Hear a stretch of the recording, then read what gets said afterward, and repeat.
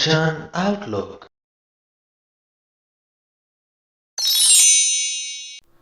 ਇੱਕ ਪੰਡਿਤ ਜੋ ਆਪਣੀ ਵਿਦਿਆ ਦਾ ਗੁਮਾਨ ਕਰਦਾ ਹੈ, ਆਪਣੇ ਆਪ ਨੂੰ ਵਿਦਵਾਨ ਸਮਝਦਾ ਹੈ, ਬਲਕਿ ਇਹ ਕਹੀਏ ਕਿ ਆਪਣੇ ਆਪ ਨੂੰ ਹੀ ਵਿਦਵਾਨ ਸਮਝਦਾ ਹੈ। ਗੁਰੂ ਅਮਰਦਾਸ ਸਾਹਿਬ 434ਵੇਂ ਅਤੇ 35ਵੇਂ ਅੰਗ 'ਤੇ ਵਿਰਾਜਮਾਨ ਬਾਣੀ ਦੇ ਰਾਹੀਂ ਉਸ ਪੰਡਿਤ ਨੂੰ ਸੱਚ ਸਮਝਾਉਣ ਦੀ ਕੋਸ਼ਿਸ਼ ਕਰਦੇ ਪਏ ਨੇ। 434ਵੇਂ ਅੰਗ ਦੀ ਬਾਣੀ ਦੇ ਰਾਹੀਂ ਅਸੀਂ ਜਾਣਿਆ ਕਿ ਗੁਰੂ ਸਾਹਿਬ ਪੰਡਿਤ ਨੂੰ ਵਿਦਿਆ ਦੇ ਬਾਰੇ 'ਚ ਸਮਝਾਉਂਦੇ ਪਏ ਹੈ।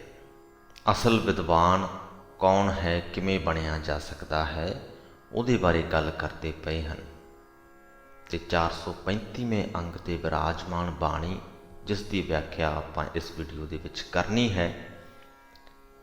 ਇਸ ਬਾਣੀ ਦੇ ਰਾਹੀਂ ਓਵਰਆਲ ਮਨੁੱਖ ਦਾ ਜੋ ਜਨਮ ਹੈ, ਕਿਸ ਪਾਸੇ ਸਾਨੂੰ ਲੱਗਣਾ ਚਾਹੀਦਾ ਹੈ, ਜੇ ਅਸੀਂ ਨਹੀਂ ਲੱਗੇ ਹੋਏ ਤਾਂ ਕਿਉਂ ਨਹੀਂ ਲੱਗੇ ਹੋਏ, ਜਿਹੜੇ ਪਾਸੇ ਲੱਗੇ ਹਾਂ ਇਹਦਾ ਨੁਕਸਾਨ ਕੀ ਹੈ, ਅਤੇ ਜਿਹੜੇ ਪਾਸੇ ਲੱਗਣਾ ਚਾਹੀਦਾ ਹੈ ਉਹਦੇ ਫਾਇਦੇ ਕੀ ਹਨ।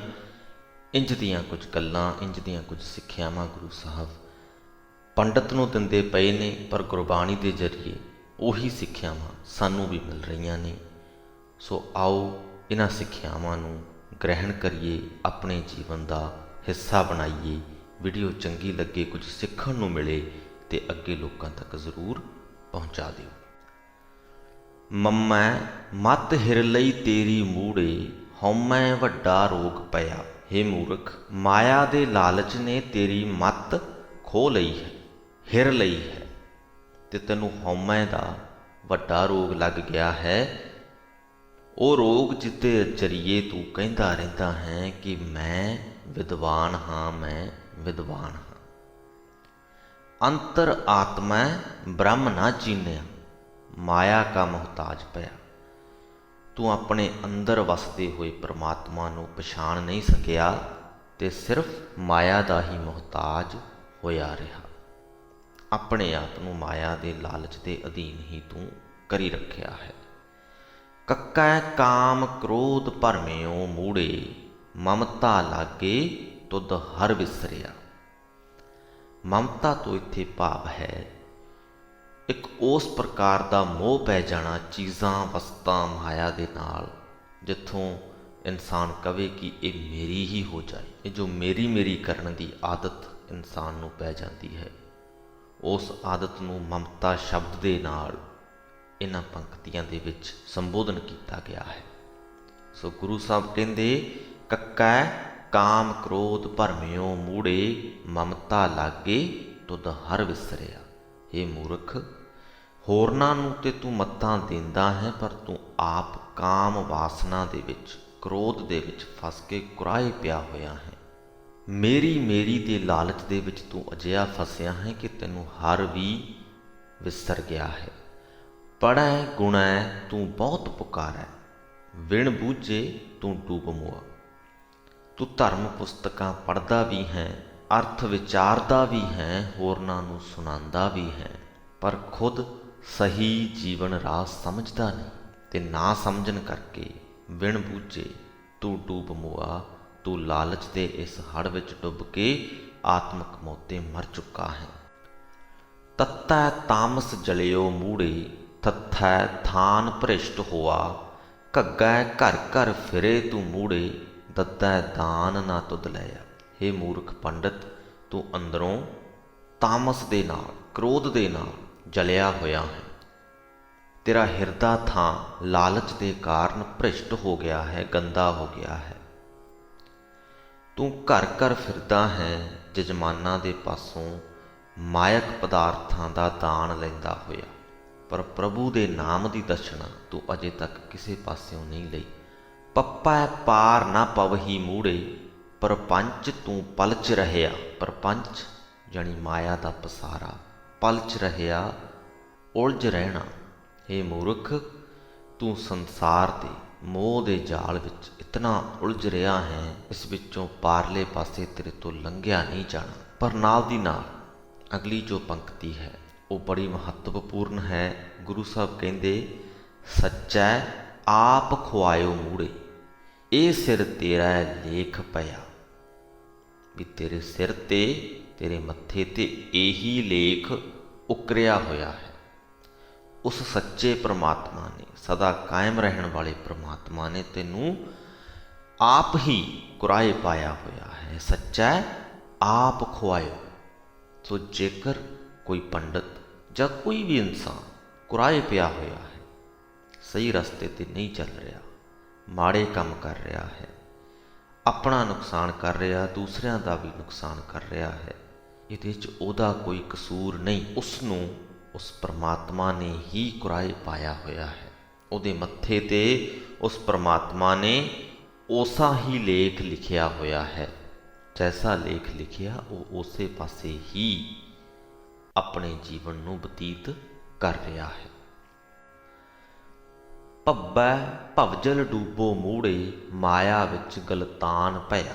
ਇਹ ਮੂਰਖ, ਤੂੰ ਮਾਇਆ ਦੇ ਮੋਹ ਵਿੱਚ ਇਤਨਾ ਮਸਤ ਹੈ, ਗਲਤਾਨ ਹੋ ਚੁੱਕਿਆ ਹੈ ਕਿ ਤੈਨੂੰ ਹੋਰ ਕੁਝ ਸੁਝਦਾ ਨਹੀਂ। ਤੂੰ ਸੰਸਾਰ ਸਮੁੰਦਰ ਦੀਆਂ ਮੋਹ ਦੀਆਂ ਲਹਿਰਾਂ ਵਿੱਚ ਗੋਤੇ ਖਾ ਰਿਹਾ ਹੈ। ਗੁਰ ਪ੍ਰਸਾਦੀ ਏਕੋ ਜਾਣੈ, ਏਕ ਘੜੀ ਮਹਿ ਪਾਰ ਪਿਆ। ਗੁਰੂ ਦੀ ਕਿਰਪਾ ਨਾਲ, ਗੁਰੂ ਦੀ ਸ਼ਰਨ ਲੈ ਕੇ ਜਿਹੜਾ ਇੱਕੋ ਨੂੰ ਜਾਣ ਲੈਂਦਾ ਹੈ, ਉਸ ਇੱਕ ਪਰਮਾਤਮਾ ਦੇ ਨਾਲ ਸਾਂਝ ਪਾ ਲੈਂਦਾ ਹੈ। ਏਕ ਘੜੀ ਮਹਿ ਪਾਰ ਪਿਆ। ਇੱਕ ਪਲ ਦੇ ਵਿੱਚ ਇਸ ਸੰਸਾਰ ਸਮੁੰਦਰ ਤੋਂ ਉਹ ਪਾਰ ਲੰਘ ਜਾਂਦਾ ਹੈ। ਮੋਹ ਦੀਆਂ ਲਹਿਰਾਂ ਦੇ ਵਿੱਚ ਗੋਤੇ ਖਾਣ ਤੋਂ ਉਹ ਬਚ ਜਾਂਦਾ ਹੈ। ਵੱਵੈ ਵਾਰੀ ਆਈਆਂ ਮੂੜੇ, ਵਾਸੂ ਦਿਓ ਤੁਧ ਵਿਸਰਿਆ। ਹੇ ਮੂਰਖ, ਭਾਗਾਂ ਦੇ ਨਾਲ ਮਨੁੱਖਾ ਜਨਮ ਮਿਲਣ ਦੀ ਤੇਰੀ ਵਾਰੀ ਆਈ ਸੀ, ਪਰ ਇਸ ਅਮੋਲਕ ਜਨਮ ਦੇ ਵਿੱਚ ਵੀ ਤੈਨੂੰ ਪ੍ਰਮਾਤਮਾ ਭੁੱਲਿਆ ਹੀ ਰਿਹਾ। ਇਹ ਵੇਲਾ ਨਾ ਲਹਿਸੈ ਮੂੜੇ, ਫਿਰ ਤੂੰ ਜਮ ਕੈ ਵਸ ਪਿਆ।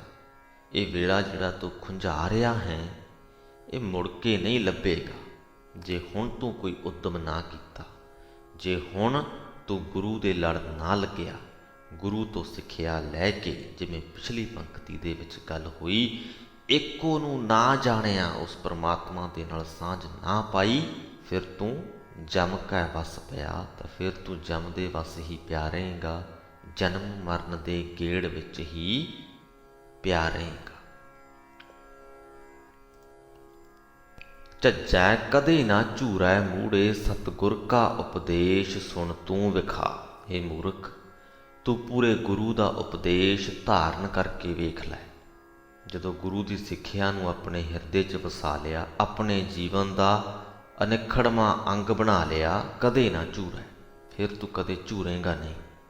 ਫਿਰ ਤੈਨੂੰ ਕਦੇ ਮਾਇਕ ਪਦਾਰਥਾਂ ਦੇ ਲਈ ਜਾਂ ਮਾਇਕ ਪਦਾਰਥਾਂ ਦੇ ਕਰਕੇ ਕੋਈ ਚਿੰਤਾ ਨਹੀਂ ਹੋਏਗੀ, ਝੋਰਾ ਨਹੀਂ ਹੋਏਗਾ। ਸਤਿਗੁਰ ਵਾਜੋਂ ਗੁਰ ਨਹੀਂ ਕੋਈ, ਨਿਗੁਰੇ ਕਾ ਹੈ ਨਾਉ ਬੁਰਾ।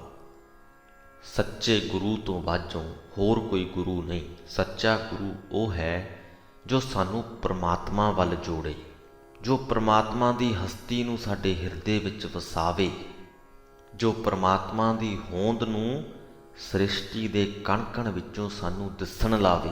ਸੱਚਾ ਗੁਰੂ ਉਹ ਨਹੀਂ ਜੋ ਮਾਇਕ ਸੁੱਖ ਸਹੂਲਤਾਂ ਦੇ ਵੱਲ ਸਾਨੂੰ ਪ੍ਰੇਰੇ, ਜੋ ਸਾਨੂੰ ਆਸ਼ੀਰਵਾਦ ਦਿੰਦਾ ਫਿਰੇ ਕਿ ਤੈਨੂੰ ਸੁੱਖ ਮਿਲੇ, ਤੈਨੂੰ ਖੁਸ਼ੀਆਂ ਮਿਲਣ, ਤੈਨੂੰ ਤਰੱਕੀਆਂ ਮਿਲਣ।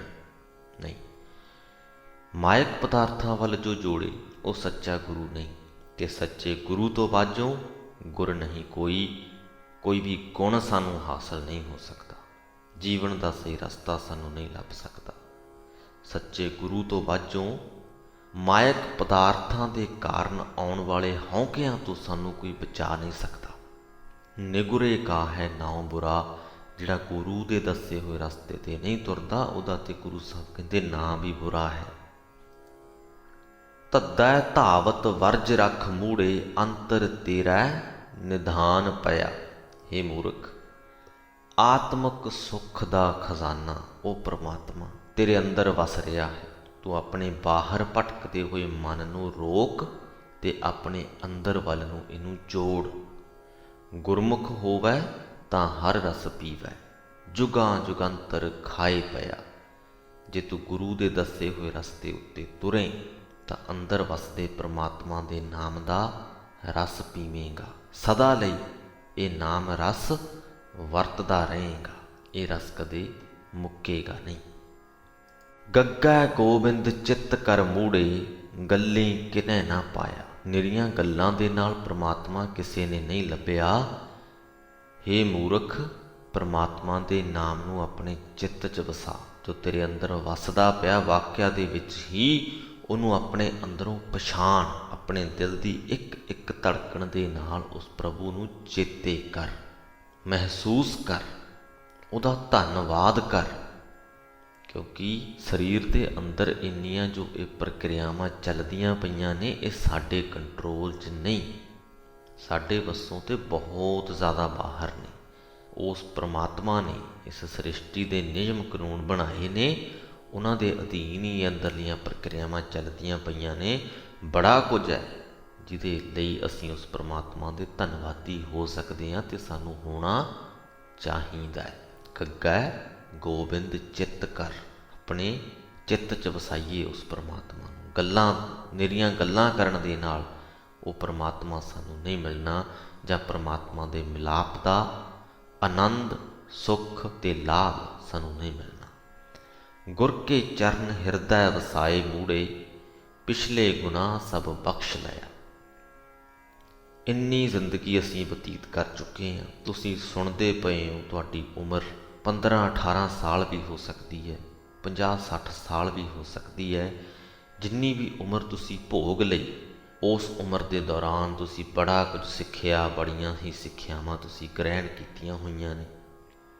ਬਹੁਤ ਸਾਰੀਆਂ ਸਿੱਖਿਆਵਾਂ ਉਹਨਾਂ ਦੇ ਵਿੱਚੋਂ ਚੰਗੀਆਂ ਵੀ ਹੋਣਗੀਆਂ, ਤੁਹਾਡੇ ਚਿੱਤ ਨੂੰ ਸ਼ਾਂਤੀ ਬਖਸ਼ਣ ਵਾਲੀਆਂ ਵੀ ਹੋਣਗੀਆਂ। ਸਮੇਂ-ਸਮੇਂ 'ਤੇ ਉਹਨਾਂ ਨੇ ਤੁਹਾਨੂੰ ਸੁਖੀ ਵੀ ਰੱਖਿਆ ਹੋਏਗਾ। ਪਰ ਕੁਝ ਸਿੱਖਿਆਵਾਂ ਪਾਪ ਵਰਤੀ ਵੀ ਹੋਣਗੀਆਂ। ਜੇ ਉਹਨਾਂ ਨੂੰ ਅਸੀਂ ਦੂਰ ਕਰਨਾ ਹੈ, ਗੁਰ ਕੇ ਚਰਨ ਹਿਰਦੈ ਵਸਾਏ, ਗੁਰੂ ਦੇ ਚਰਨਾਂ ਨੂੰ ਅਸੀਂ ਆਪਣੇ ਹਿਰਦੇ ਵਿੱਚ ਵਸਾ ਲਈਏ। ਪਿਛਲੇ ਗੁਨਾਹ ਸਭ ਬਖਸ਼ ਲਿਆ। ਹੁਣ ਜਿਹੜੀਆਂ ਉਹ ਸਿੱਖਿਆਵਾਂ ਹਨ, ਪਾਪ ਵਰਤੀ ਸਿੱਖਿਆਵਾਂ, ਉਹ ਦੂਰ ਹੋ ਜਾਣਗੀਆਂ। ਪਰ ਉਹਨਾਂ ਦੇ ਚਲਦੇ ਜੇ ਅਸੀਂ ਕੋਈ ਗਲਤ ਕਦਮ ਚੁੱਕ ਚੁੱਕੇ ਹਾਂ, ਕੋਈ ਗਲਤ ਕੰਮ ਕਰ ਚੁੱਕੇ ਹਾਂ, ਤਾਂ ਸ੍ਰਿਸ਼ਟੀ ਦੇ ਨਿਯਮਾਂ ਅਨੁਸਾਰ ਉਹਨਾਂ ਦੀ ਸਜ਼ਾ ਤਾਂ ਸਾਨੂੰ ਮਿਲਣੀ ਹੀ ਹੋਈ। ਹਾਂ, ਜੇ ਉਹਨਾਂ ਸਿੱਖਿਆਵਾਂ ਨੂੰ ਅਸੀਂ ਗੁਰੂ ਦੇ ਲੜ ਲੱਗ ਕੇ ਉਹ ਪਾਪ ਵਰਤੀ ਸਿੱਖਿਆਵਾਂ ਨੂੰ ਆਪਣੇ ਅੰਦਰੋਂ ਖਤਮ ਕਰਨ ਦੇ ਵਿੱਚ ਕਾਮਯਾਬ ਹੋ ਜਾਈਏ, ਤਾਂ ਭਵਿੱਖ ਦੇ ਵਿੱਚ ਉਹ ਸਿੱਖਿਆਵਾਂ ਕਿਸੇ ਪਾਪ ਦਾ ਕਾਰਨ ਨਹੀਂ ਬਣਨਗੀਆਂ। ਹਾ ਹੈ ਹਰ ਕਥਾ ਬੂਝ ਤੂੰ ਮੂੜੇ, ਤਾਂ ਸਦਾ ਸੁਖ ਹੋਈ। ਹੇ ਮੂਰਖ, ਜੇ ਤੂੰ ਹਰ ਕਥਾ ਬੁੱਝ ਲਵੇਂ, ਪਰਮਾਤਮਾ ਦੀ ਸਿਫਤ ਸਲਾਹ ਕਰਨ ਦੀ ਜਾਂਚ ਸਿੱਖ ਲਵੇਂ, ਤਾਂ ਸਦਾ ਸੁਖ ਹੋਈ। ਸਦਾ ਆਤਮਿਕ ਆਨੰਦ ਤੈਨੂੰ ਮਿਲਿਆ ਰਹੇਗਾ। ਮਨਮੁਖ ਪੜ੍ਹੈ ਤੇਤਾ ਦੁੱਖ ਲਾਗੈ, ਵਿਣ ਸਤਿਗੁਰ ਮੁਕਤ ਨਾ ਹੋਈ।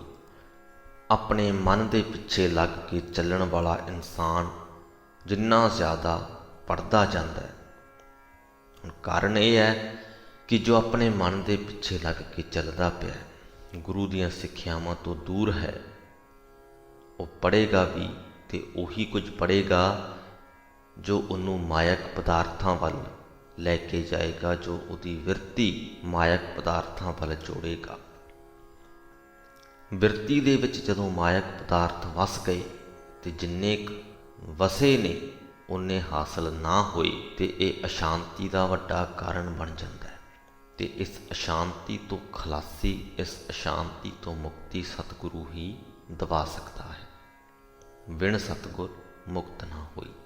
ਰਾਰੈ ਰਾਮ ਚਿੱਤ ਕਰ ਮੂੜੇ, ਹਿਰਦੈ ਜਿਨ ਕੈ ਰਵ ਰਹਿਆ। ਗੁਰ ਪ੍ਰਸਾਦੀ ਜਿਨੀ ਰਾਮ ਪਛਾਤਾ, ਨਿਰਗੁਣ ਰਾਮ ਤਿਨੀ ਬੂਝ ਲਹਿਆ। ਹੇ ਮੂਰਖ, ਪ੍ਰਮਾਤਮਾ ਨੂੰ ਆਪਣੇ ਹਿਰਦੇ ਵਿੱਚ ਵਸਾਈ ਰੱਖ। ਜਿਨ੍ਹਾਂ ਬੰਦਿਆਂ ਦੇ ਹਿਰਦੇ ਵਿੱਚ ਪ੍ਰਮਾਤਮਾ ਸਦਾ ਵਸਦਾ ਰਹਿੰਦਾ ਹੈ, ਜਿਨ੍ਹਾਂ ਨੂੰ ਪ੍ਰਭੂ ਸਦਾ ਯਾਦ ਹੈ, ਉਹਨਾਂ ਦੀ ਸੰਗਤ ਵਿੱਚ ਰਹਿ ਕੇ ਗੁਰੂ ਦੀ ਕਿਰਪਾ ਨਾਲ ਜਿਨ੍ਹਾਂ ਹੋਰ ਬੰਦਿਆਂ ਨੇ ਪ੍ਰਮਾਤਮਾ ਨਾਲ ਸਾਂਝ ਪਾਈ, ਉਹ ਵੀ ਮਾਇਆ ਦੇ ਮੋਹ ਤੋਂ ਨਿਰਲੇਪ ਪ੍ਰਭੂ ਦਾ ਅਸਲਾ ਸਮਝ ਕੇ, ਅਸਲੀਅਤ ਸਮਝ ਕੇ ਉਸ ਪ੍ਰਭੂ ਦੇ ਨਾਲ ਮਿਲਾਪ ਹਾਸਲ ਕਰ ਲੈਂਦੇ ਹਨ। ਗੁਰ ਪ੍ਰਸਾਦੀ ਜਿਨੀ ਰਾਮ ਪਛਾਤਾ, ਨਿਰਗੁਣ ਰਾਮ ਤਿਨੀ ਬੂਝ ਲਹਿਆ। ਤੇਰਾ ਅੰਤ ਨਾ ਜਾਈ ਲਖਿਆ, ਅਕਥ ਨਾ ਜਾਈ ਹਰ ਕਥਿਆ। ਹੇ ਪ੍ਰਭੂ, ਤੇਰੇ ਗੁਣਾਂ ਦਾ ਅੰਤ ਨਹੀਂ ਪਾਇਆ ਜਾ ਸਕਦਾ। ਪਰਮਾਤਮਾ ਦਾ ਸਰੂਪ ਬਿਆਨ ਤੋਂ ਪਰੇ ਹੈ, ਬਿਆਨ ਨਹੀਂ ਕੀਤਾ ਜਾ ਸਕਦਾ। ਨਾਨਕ ਜਿਨ ਕੋ ਸਤਿਗੁਰ ਮਿਲਿਆ, ਤਿਨ ਕਾ ਲੇਖਾ ਨਿਬੜਿਆ। ਹੇ ਨਾਨਕ, ਜਿਨ੍ਹਾਂ ਨੂੰ ਸਤਿਗੁਰੂ ਮਿਲ ਪਏ, ਉਹਨਾਂ ਦੇ ਅੰਦਰੋਂ ਮਾਇਆ ਦੇ ਮੋਹ ਦੇ ਸੰਸਕਾਰਾਂ ਦਾ ਹਿਸਾਬ ਮੁੱਕ ਜਾਂਦਾ ਹੈ। ਸੋ ਇਸ ਦੇ ਨਾਲ ਹੀ ਸ੍ਰੀ ਗੁਰੂ ਗ੍ਰੰਥ ਸਾਹਿਬ ਜੀ ਦੇ 435ਵੇਂ ਅੰਗ ਦੀ ਤੇ ਪੱਟੀ ਅਧਿਆਏ ਦੀ ਬਾਣੀ ਦੀ ਸਮਾਪਤੀ ਹੁੰਦੀ ਹੈ ਜੀ। ਅੱਜ ਦੀ ਬਾਣੀ ਦੇ ਰਾਹੀਂ ਵੀ ਗੁਰੂ ਸਾਹਿਬ ਨੇ ਪੰਡਤ ਨੂੰ ਸਮਝਾਉਂਦੇ ਹੋਏ ਸਾਨੂੰ ਵੀ ਬੜੀਆਂ ਸਿੱਖਿਆਵਾਂ ਦੇ ਦਿੱਤੀਆਂ ਹਨ ਕਿ ਅਸੀਂ ਆਪਣੇ ਅੰਦਰ ਜੋ ਪਰਮਾਤਮਾ ਵਸਦਾ ਹੈ ਉਹਨੂੰ ਪਛਾਣੀਏ। ਪਹਿਲਾਂ ਉਹਨੂੰ ਪਛਾਨਣਾ ਹੈ। ਪਛਾਣਨ ਤੋਂ ਭਾਵ ਇਹ ਗੱਲ ਦਾ ਮੰਨ ਲੈਣਾ ਕਿ ਹਾਂ, ਪਰਮਾਤਮਾ ਸਾਡੇ ਅੰਦਰ ਵਸਦਾ ਹੈ। ਫਿਰ ਅਸੀਂ ਉਸ ਪਰਮਾਤਮਾ ਨੂੰ ਬੁੱਝਣਾ ਹੈ, ਉਹਦੀ ਤਾਕਤ ਦੀ ਸਮਝ ਕਰਨੀ ਹੈ, ਉਹਦੇ ਗੁਣਾਂ ਦਾ ਭਾਵ ਆਪਣੇ ਹਿਰਦੇ ਵਿੱਚ ਵਸਾਉਣਾ ਹੈ। ਗੁਰੂ ਦੀ ਗੁਰਬਾਣੀ ਇਹ ਸਭ ਕਰਨ ਦੇ ਵਿੱਚ ਸਾਡੀ ਸਹਾਇਤਾ ਕਰਦੀ ਹੈ। ਅਤੇ ਜਦ ਇੱਕ ਵਾਰ ਅਸੀਂ ਪਰਮਾਤਮਾ ਨੂੰ ਬੁੱਝ ਲਿਆ, ਉਹਦੇ ਨਾਲ ਸਾਂਝ ਕਾਇਮ ਕਰ ਲਈ, ਫਿਰ ਮਾਇਆ ਦੇ ਮੋਹ ਦੇ ਸਮੁੰਦਰ ਦੇ ਵਿੱਚ ਗੋਤੇ ਖਾਣ ਤੋਂ ਅਸੀਂ ਬਚ ਜਾਂਦੇ ਹਾਂ। ਮਾਇਕ ਪਦਾਰਥਾਂ ਦੇ ਮੋਹ ਦੇ ਵਿੱਚੋਂ ਅਸੀਂ ਬਾਹਰ ਨਿਕਲ ਆਉਂਦੇ ਹਾਂ। ਉਸ ਪਰਮਾਤਮਾ ਦੇ ਅੱਗੇ ਇਹੀ ਅਰਦਾਸ ਹੈ, ਸਾਨੂੰ ਸਭਨਾਂ ਨੂੰ ਸਮੱਤ ਬਖਸ਼ੇ, ਬਲ ਬਖਸ਼ੇ ਕਿ ਅਸੀਂ ਗੁਰੂ ਦੇ ਲੜ ਲੱਗੇ ਰਹੀਏ, ਪ੍ਰਭੂ ਦੇ ਨੇੜੇ ਜਾਂਦੇ ਰਹੀਏ ਅਤੇ ਮਾਇਕ ਪਦਾਰਥਾਂ ਦੇ ਮੋਹ ਨੂੰ ਆਪਣੇ ਹਿਰਦੇ ਵਿੱਚੋਂ ਲਗਾਤਾਰ ਕਰਦੇ ਰਹੀਏ। ਇਸੇ ਅਰਦਾਸ ਬੇਨਤੀ ਦੇ ਨਾਲ ਹੀ ਅੱਜ ਦੀ ਵੀਡੀਓ ਦੀ ਸਮਾਪਤੀ ਕਰਦੇ ਹਾਂ ਜੀ। ਬੁਲਾਓ ਫਤਿਹ। ਵਾਹਿਗੁਰੂ ਜੀ ਕਾ ਖਾਲਸਾ, ਵਾਹਿਗੁਰੂ ਜੀ ਕੀ ਫਤਿਹ।